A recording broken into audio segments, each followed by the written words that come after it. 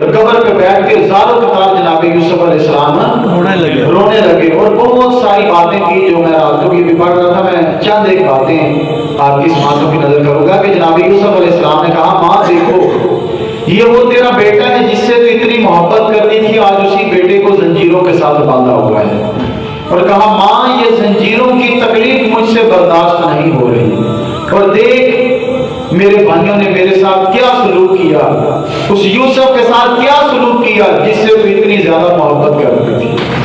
تو جناب یوسف علیہ السلام اپنی والدہ کی قبر کے پاس بیٹھ کے زاروں قطار رونے لگے. تو وہ حبشی غلام جو حضرت یوسف علیہ السلام کی حفاظت کے لیے مقرر کیا گیا تھا, اس نے جب جناب یوسف علیہ السلام کو دیکھا کہ وہ یہاں نہیں ہے تو وہ دوڑتا ہوا آیا, اور جناب یوسف علیہ السلام اس وقت اپنی والدہ کی قبر کے قریب بیٹھ کے رو رہے تھے اور اپنی والدہ کو اپنے دل کے دکھڑے سنا رہے تھے. تو اس حبشی غلام نے جناب یوسف علیہ السلام کو تماچا مارا. جب حضرت یوسف علیہ السلام کو تماچا مارا تو جبریل امین تھے, فوراً حضرت یوسف کے پاس آ گئے اور کہا ہے اللہ کے نبی, اللہ کا حکم ہے پریشان نہیں ہونا.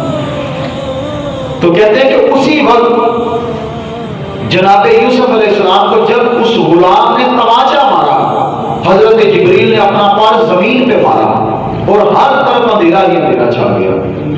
جب ہر طرف اندھیرا ہی اندھیرا چھا گیا تو اتنی دیر تک اب سویرا نہیں ہونا تھا جب تک جناب یوسف علیہ السلام نہ چاہتے. تو یہ پکڑ کے اور وہ جو قافلے والے تھے وہ اس قدر پریشان ہوئے کہ ایک دوسرے کو پہچاننا بھی مشکل ہو گیا.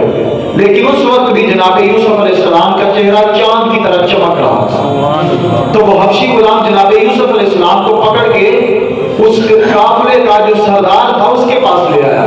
وہ قافلے کا سردار بڑا پریشان ہوا اور کہا یہ کیسا اندھیرا چھا گیا کہ ہمیں ایک دوسرے کو پہچان بھی نہیں رہے, اور قریب سے ہمیں ایک دوسرے کو پہچاننا مشکل لگ رہا ہے.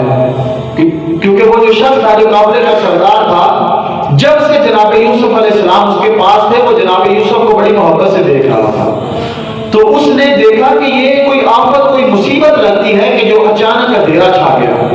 تو وہ حبشی جس نے جناب یوسف علیہ السلام کو تماچا مارا تھا اس سے مخاطب ہو کے کہا کہ کیا تم نے کوئی ایسا عمل تو نہیں کیا جس کی وجہ سے یہ بچہ پریشان ہوا ہو, کیونکہ یہ بچہ کوئی عام بچہ نہیں ہے, اس کے چہرے کی نورانیت بتا رہی ہے کہ یہ اللہ کا نبی ہے. تو کہا تو نے کوئی ایسا عمل تو نہیں کیا.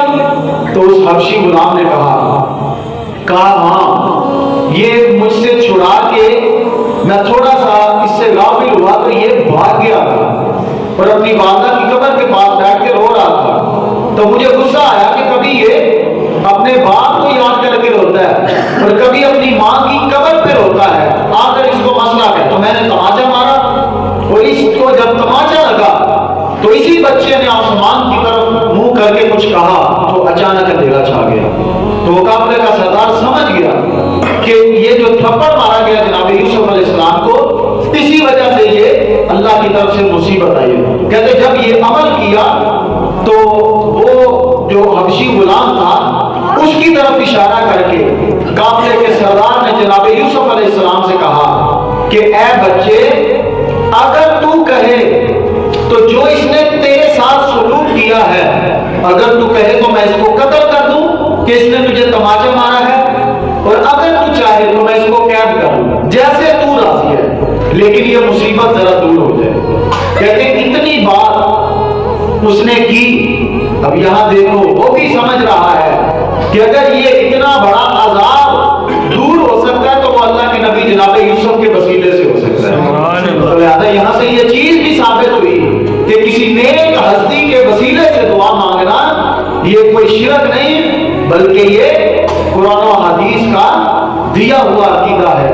تو کہتے ہیں کہ جناب یوسف علیہ السلام نے جب اس کی بات کو سنا تو آسمان کی طرف چہرہ کر کے کہا کہ مالک اس آزمائش کو دور کر دے. کہتے ہیں اتنا جملہ کہنے کی دیر تھی کہ فوراً روشنی چھا گئی, اندھیرا ختم ہو گیا.